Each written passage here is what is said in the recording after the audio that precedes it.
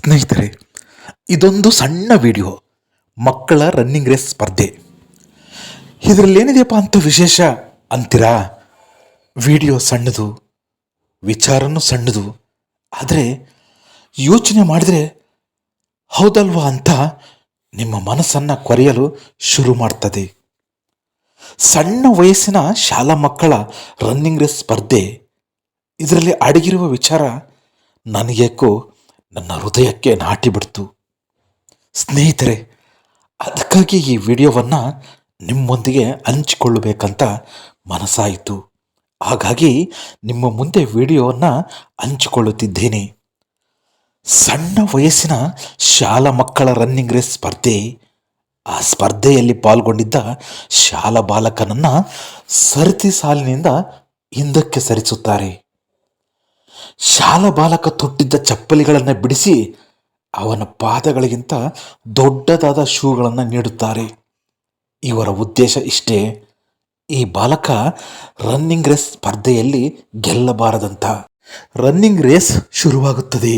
ಮುಂದೆ ಓಡುವವರನ್ನು ಹಿಂದಿಕ್ಕಲು ಯತ್ನಿಸಿದ ಬಾಲಕನಿಗೆ ತೊಡರುಗಾಲು ಕೊಟ್ಟು ಕೆಳಗೆ ಬೀಳಿಸಲಾಗುತ್ತದೆ.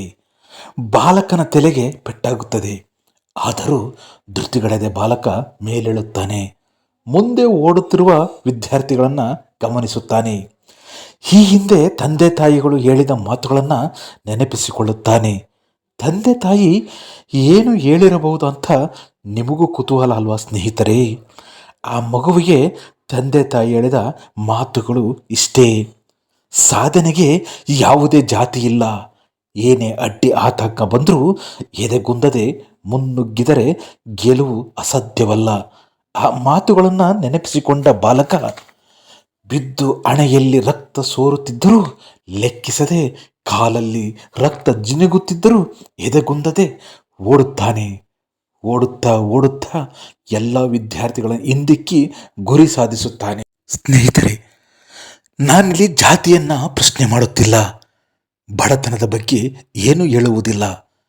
ಈ ಪುಟ್ಟ ಬಾಲಕನಲ್ಲಿರುವ ಛಲ ನಮಗೂ ಒಂದು ಸಣ್ಣ ಪಾಠ ಅಲ್ವೇ?